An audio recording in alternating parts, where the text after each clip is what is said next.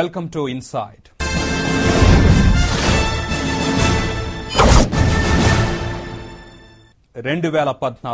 రాజకీయ పార్టీలకు కళ్ల ముందు కనిపిస్తున్న లక్ష్యం అధికారమే పరమావధిగా వ్యూహాలకు పదును పెడుతున్నాయి. జైపూర్ చింతన్ శిబిర్లో యువనేతకు పగ్గాలప్పగించిన కాంగ్రెస్ యూపీఏ 3 కోసం కొత్త మిత్రుల వేటలో పడింది. ప్రధాని అభ్యర్థిపై తంటాలు పడుతున్న ప్రతిపక్షం పాత హిందుత్వ సిద్ధాంతాలకు పదును పెడుతోందా? వరుస ఓటములు రాష్ట్రాల్లో క్షీణిస్తున్న ప్రభావం కమ్యూనిస్టులను కలవరానికి గురిచేస్తోందా? ప్రాంతీయ పార్టీలు కూడా పాత విధానాలకు స్వస్తి పలికి కొత్త సిద్ధాంతాలను తెరమీదకు తీసుకొస్తున్నాయా? 2014లో విజయం ఎవరిది? ఎవరి ఫార్ములాకు జనం పట్టం కడతారు?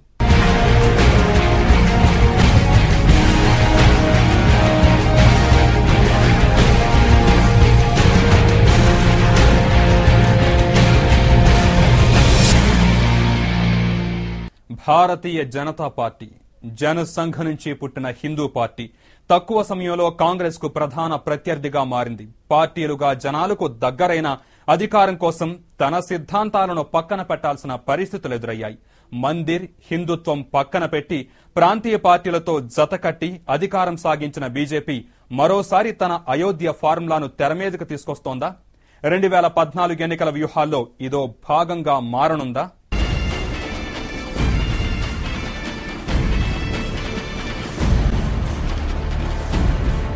2004లో అధికారానికి దూరమైన భారతీయ జనతా పార్టీ 2014 లక్ష్యంగా ఎన్నికల ప్రణాళిక రచిస్తోంది.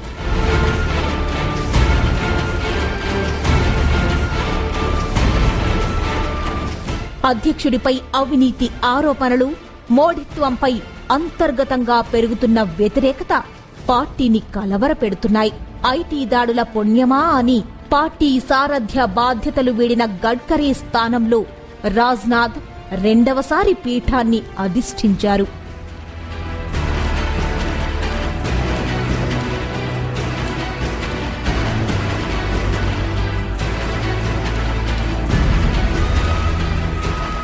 కష్టాల సుడిగుండంలో కొట్టుకుపోతున్న పార్టీని అధికారం దిశగా నడిపించాల్సిన బాధ్యత నెరవేర్చగలరా? ప్రధాన ప్రతిపక్షంగా విఫలమైందన్న విమర్శలు ఆశించిన స్థాయిలో రాష్ట్రాల్లో బలపడకపోవడం పార్టీని కలవరపెడుతున్న అంశం. అధికార పక్షం అవినీతి ఆరోపణలతో మునిగితే జనాల్లో ఎండగట్టడంలో విఫలమన్న ఘనత విపక్షానిది. అంతర్గత సంక్షోభం నుంచి బయటపడేసి విజయ తీరాలకు చేర్చాల్సిన బాధ్యత ఇప్పుడు రాజ్నాథ్ పైనే కాదు, అగ్రనాయకత్వంపై ఉంది. అందుకే వెన్నుదన్నుగా నిలుస్తున్న హిందూ సంస్థల మద్దతు కూడగట్టే ప్రయత్నం మరోసారి జరుగుతోంది.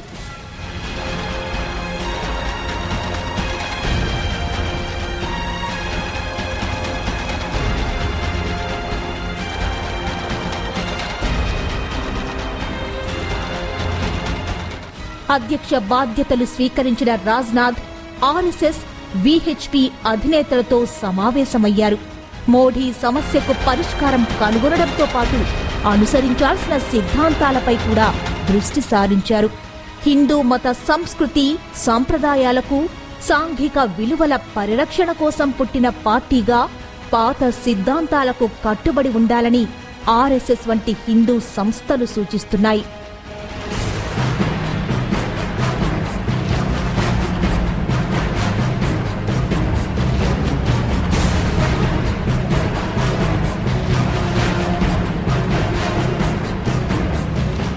హిందుత్వమే నినాదంగా పుట్టిన పార్టీ సిద్ధాంతాన్ని పక్కన పెట్టిన ఫలితమే ఓటమికి కారణమని ఆయా సంస్థలు బీజేపీని హెచ్చరిస్తున్నాయి.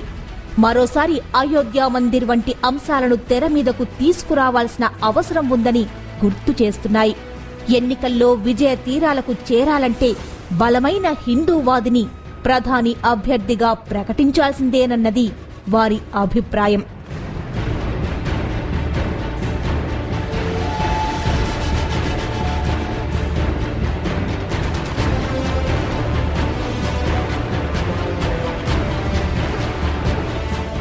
గతంలో అధికారం కోసం తన సొంత సిద్ధాంతాలు పక్కన పెట్టిన బీజేపీ ఇప్పుడు దూకుడుగా వెళ్లాలని భావిస్తోంది. హిందుత్వం, రామమందిరం విషయంలో ఆర్ఎస్ఎస్ సూచనల నేపథ్యంలో స్పష్టత ఇవ్వాలని భావిస్తోంది. ఇటీవల విహెచ్పి, ఆర్ఎస్ఎస్ నేతలతో రాజ్నాథ్ ఇదే అంశంపై చర్చించినట్టు పార్టీ వర్గాలు చెబుతున్నాయి. పరస్పర విరుద్ధ భావాలు కలిగిన ఎన్డీఏకు నేతృత్వం వహిస్తున్న బీజేపీ హిందూ వాదాన్ని భుజానికెత్తుకోగలదా అన్నదే అనుమానం.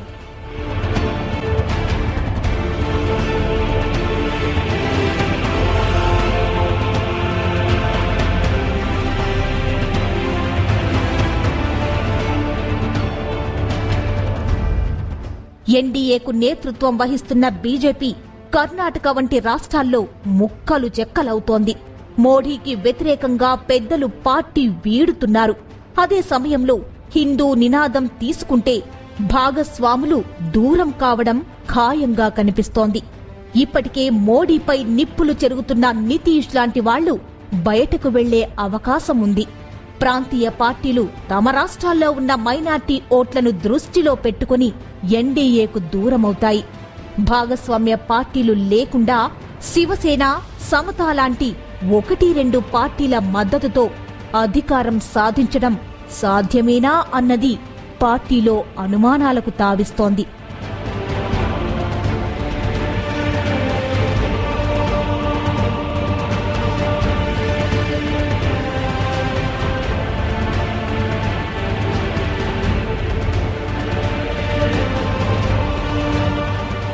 అణు పరీక్షలు, కార్గిల్ వార్ విజయాలతో ఆదరణ పొందిన పార్టీ ఇప్పుడు తిరిగి పూర్వ వైభవం సాధించడం కోసం పాత సిద్ధాంతాలకు పదును పెడుతోంది.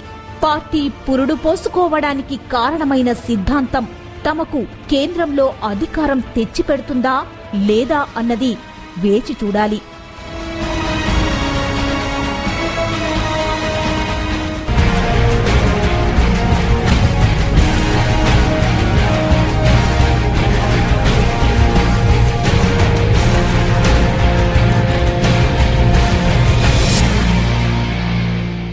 వారసత్వంగా పదవి వరించిన సంక్షేమ పథకాలతో పాలన సాగించి పేదలకు చేరువయ్యారు ఇందిరాగాంధీ. బ్యాంకుల జాతీయకరణతో సంచలనం సృష్టించిన కాంగ్రెస్ పాత సిద్ధాంతాలకు పాతరేస్తోందా? పెట్టుబడుల ఉపసంహరణంటూ ఎన్డీఏపై నిప్పులు చెరిగిన ఈ జాతీయ పార్టీ ఇప్పుడు ప్రభుత్వ ఆస్తుల్ని తెగనమ్ముతోంది. విదేశీ సంస్థల పెట్టుబడులకు తలుపులు బార్లా తెరిచింది కాంగ్రెస్. ఇక రాజకీయంగా కూడా ప్రాంతీయ పార్టీలతో పొత్తుల అంశంలో భిన్నంగా వ్యవహరిస్తోంది.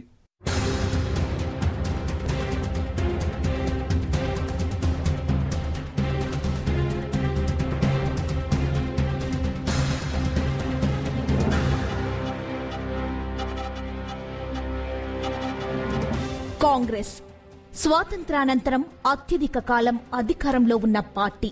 ఇప్పటికీ దేశంలో అతి పెద్ద రాజకీయ పార్టీ కూడా ఇదే. నెహ్రూ, ఇందిరా, రాజీవ్ల నేతృత్వంలో దశాబ్దాలుగా అధికారాన్ని అనుభవించిన కాంగ్రెస్ సంక్షేమ పథకాలతో పేదలకు చేరువైంది. దళితులు, వెనుకబడిన వర్గాల్లో ఇప్పటికీ ఓటు బ్యాంకు పదిలంగా ఉండడానికి కారణం కూడా అదే. బ్యాంకుల జాతీయీకరణతో పాటు ఎన్నో సంక్షేమ పథకాలకు రూపమిచ్చింది. పేదల సంక్షేమమే ప్రధానంగా ఎన్నికల ప్రణాళికను రూపొందించిన సందర్భాలు అనేకం. అదే కాంగ్రెస్ నేతృత్వంలోని పార్టీ ఇప్పుడు సంక్షేమానికి స్వస్తి పలుకుతోంది. కాంగ్రెస్ పార్టీని తీసుకుంటే అది ఒక జాతీయ పార్టీ. ఇందిరాగాంధీ హయాం నుంచి సోనియా గాంధీ హయాం దాకా తీసుకుంటే ఇక రాహుల్ గాంధీ వస్తారం కూడా 2014 కల్లా తెర మీద ఆయన చిత్రం కూడా కనపడుతుంది. కాబట్టి ఇందిరాగాంధీ నుంచి రాహుల్ గాంధీ అని చెప్పుకున్నా కూడా పొరపాటు ఉండకపోవచ్చు. ఇందిరాగాంధీ హయాంలో ఏంటంటే ఒక అభద్రతా భావంలో అధికారంలోకి వచ్చింది. కాంగ్రెస్లో ఒక దిట్టలు, హేమాహేమలైనటువంటి వాటిల్లోంచి పుట్టుకొచ్చినవే ఈ ప్రజా సంక్షేమ పథకాలు. ఒక రకంగా చెప్పాలంటే బ్యాంకుల జాతీయకరణ, రాజభరణాల రద్దు, తర్వాత గరీబీ హటావు, ఈ 3 నినాదాలతోటి ఆవిడ ఇప్పటికి కూడా, ఆవిడే కాదు కాంగ్రెస్ పార్టీ కూడా ఇప్పటిదాకా సజీవంగా ఉండడానికి కారణం ఏంటంటే ఆ రోజుల్లో ఇందిరాగాంధీ ప్రవేశపెట్టినటువంటి ఈ కొన్ని పథకాలు.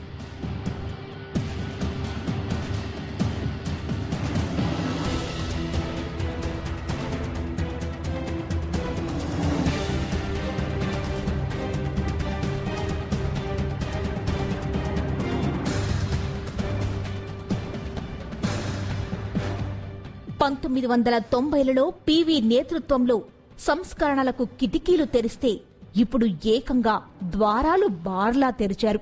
పేదల సంక్షేమం అనే నినాదం నుంచి బయటపడి సంస్కరణల సిద్ధాంతాన్ని అందుకుంది. ఎన్డీఏ ప్రభుత్వంలో పెట్టుబడుల ఉపసంహరణకు ప్రత్యేక మంత్రిత్వ శాఖ పెట్టడాన్ని తీవ్రంగా వ్యతిరేకించిన కాంగ్రెస్ విశాఖ స్టీల్ వంటి సంస్థలను తెగనమ్మడానికి సిద్ధమైంది. మిత్రులు వద్దని వారించినా అధికారాన్ని పణంగా పెట్టి మరీ విదేశీ పెట్టుబడులకు అనుమతినిచ్చింది. పార్టీ సిద్ధాంతాల్లో వచ్చిన మార్పులకు అద్దం పడుతోంది. కాలానుగుణంగా దేశ అభివృద్ధి కోసం సంక్షేమం నుంచి తప్పుకోవాల్సిన అవసరం ఉందన్నది మన్మోహన్ మనసులోని మాట.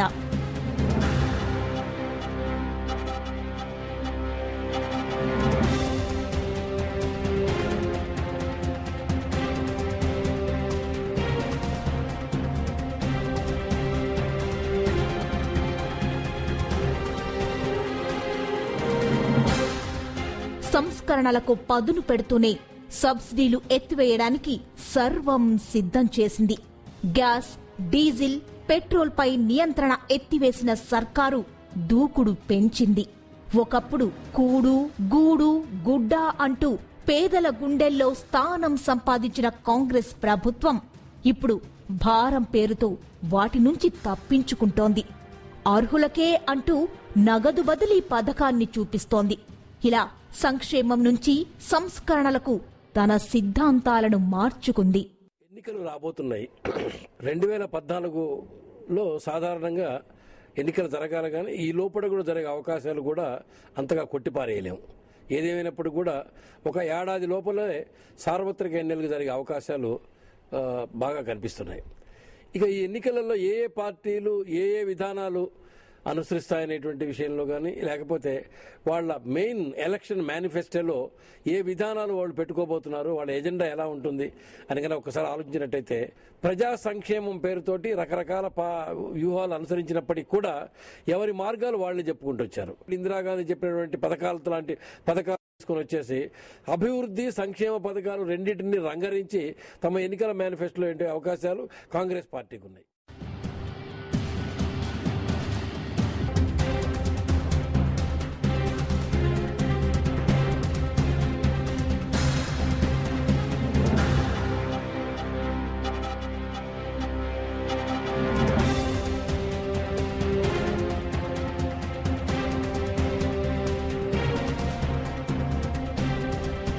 రాజకీయంగా కూడా పార్టీ తన పాత సిద్ధాంతాలకు క్రమంగా తిలోదకాలిస్తోంది.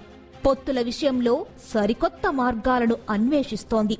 సంకీర్ణ ప్రభుత్వాలకు వ్యతిరేకమైన కాంగ్రెస్ పార్టీ పీవీ నేతృత్వంలో మైనార్టీ సర్కారును 5 ఏళ్ల పాటు విజయవంతంగా నడిపించింది.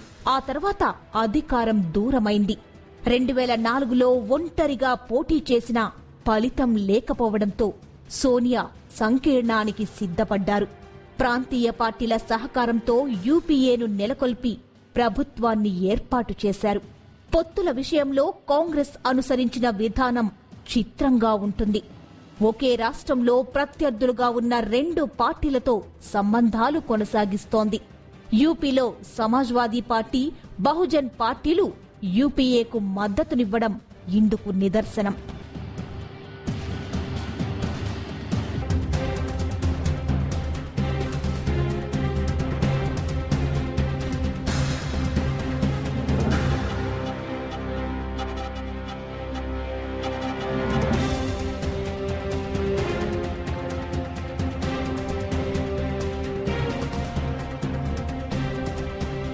యూపీఏ 2ను కూడా విజయవంతంగా నడిపిస్తున్న సోనియా 2014 ఎన్నికల బాధ్యతలను రాహుల్కు అప్పగించడంతో కొత్త అంశం తెరమీదకొచ్చింది. తమ పాత సిద్ధాంతాల మేరకు ఒంటరిగా పోటీ చేయాలన్న వాదన పార్టీలో బలంగా వినిపిస్తోంది. అయితే ఇప్పుడున్న పరిస్థితుల్లో సాధ్యం కాదని అనేవాళ్లూ ఉన్నారు. బీహార్, ఉత్తరప్రదేశ్ వంటి రాష్ట్రాల్లో ఒంటరిగా పోటీ చేసినా పెద్దగా ఫలితం సాధించలేదు. అందుకే సంకీర్ణమే మంచిదని సీనియర్లు భావిస్తున్నారు.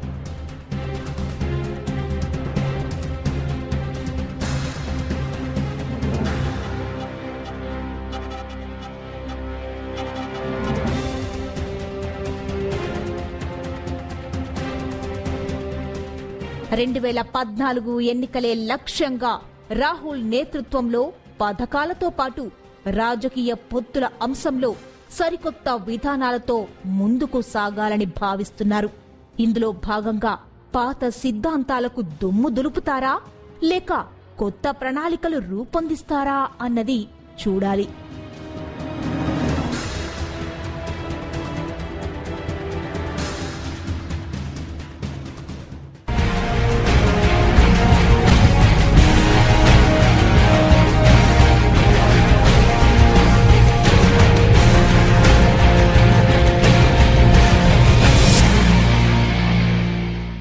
దేశంలో ఒకప్పుడు ప్రభుత్వాలు ఏర్పాటు చేయడంలో కీలక పాత్ర పోషించిన కమ్యూనిస్టులు ఇప్పుడు ప్రాభవం కోల్పోతున్నారా?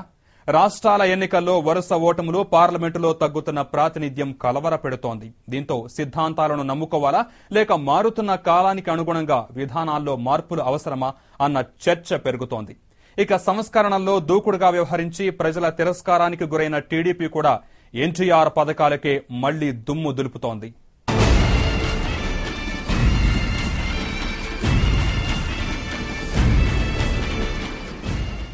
దేశ రాజకీయ చరిత్రలో వామపక్ష పార్టీల పాత్ర కీలకం. ఉద్యమాలతో పాటు సోషలిస్టు భావాలతో ప్రజలతో మమేకమయ్యే పార్టీలవి. నిత్యం ప్రజా సమస్యలపై పోరాడుతూ కార్మిక, పీడిత ప్రజల పక్షాన నిలుస్తున్నాయి. కొన్ని రాష్ట్రాల్లో అధికారం చేపట్టాయి. మరికొన్ని రాష్ట్రాల్లో అత్యంత కింగ్ మేకర్లుగా ఎదిగిన సందర్భాలు ఉన్నాయి. పశ్చిమ బెంగాల్ వంటి రాష్ట్రంలో దశాబ్దాల తరబడి అధికారంలో కొనసాగింది. జాతీయ పార్టీలుగా సిపిఎం, సిపిఐలు పలు సందర్భాల్లో కీలక పాత్రలు పోషించాయి. దేశంలో సంస్కరణలను అడ్డుకుని పెట్టుబడిదారీ వ్యవస్థగా విస్తరించకుండా చేయగలిగాయి.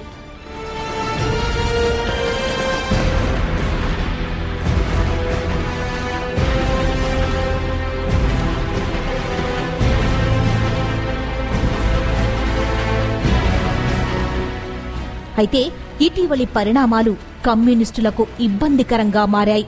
తమ పాతబడిన సిద్ధాంతాలతో అభివృద్ధిని అడ్డుకుంటున్నారన్న విమర్శలు పెరిగాయి. అదే సమయంలో ఎన్నికల్లో ప్రతికూల ఫలితాలు రావడం ఆందోళన కలిగిస్తుంది. ఒకప్పుడు ప్రధాని పదవి వద్దనుకొని ప్రభుత్వాల ఏర్పాటులో కీలక పాత్ర పోషించిన కమ్యూనిస్టులు ఇప్పుడు ఎన్నికల్లో విజయం సాధించలేకపోతున్నారు. పశ్చిమ బెంగాల్లో ఓటమి కమ్యూనిస్టులకు పెద్ద ఎదురుదెబ్బగా భావిస్తున్నారు. అదే సమయంలో పార్లమెంటు ఎన్నికల్లో కూడా ఆశించిన స్థాయిలో ఫలితాలు సాధించకపోవడంతో జాతీయ హోదాపై అనుమానాలు. ఇవన్నీ కూడా కమ్యూనిస్టులకు తగ్గుతున్న ఆదరణకు నిదర్శనమని విమర్శించేవారంటున్నారు.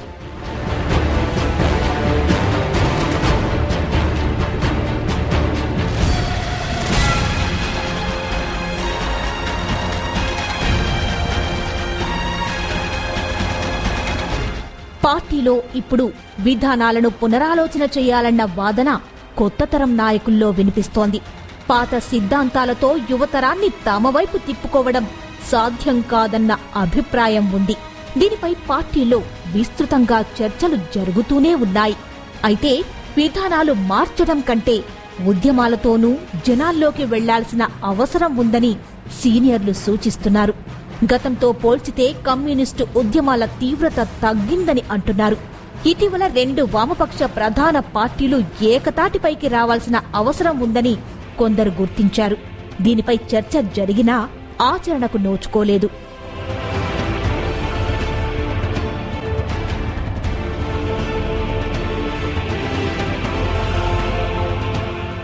మరోవైపు తెలుగుదేశం వంటి ప్రాంతీయ పార్టీలు కూడా కాలానుగుణంగా తమ సిద్ధాంతాలకు తిలోదకాలిస్తున్నాయి. గతంలో సమైక్యవాణి వినిపించిన టీడీపీ తెలంగాణ ప్రజల మనోభావాలకు అనుగుణంగా అనుకూల నిర్ణయం ఇందులో భాగమే. మరోవైపు అధికారంలో ఉండగా సంస్కరణలకు పదును పెట్టిన బాబు ప్రజల తిరస్కరణతో ఇప్పుడు రైతుబాట పట్టారు. మరోసారి ఎన్టీఆర్ సంక్షేమ పథకాలకు దుమ్ము దులుపుతున్నారు. పార్టీలు తమ అవసరాలకు అనుగుణంగా తమ ఐడియాలజీని మార్చుకుంటున్నాయి.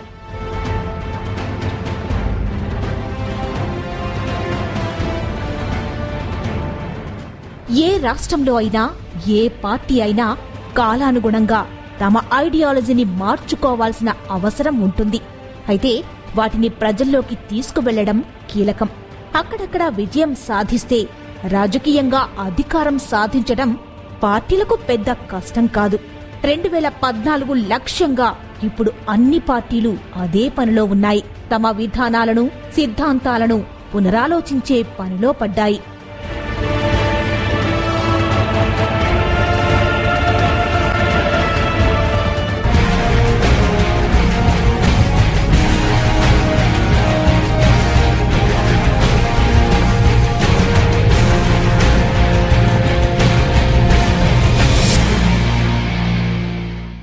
దేశంలోని పార్టీలు 2014 లక్ష్యంగా తమ విధానాలు, సిద్ధాంతాలపై పునరాలోచనలో పడ్డాయి.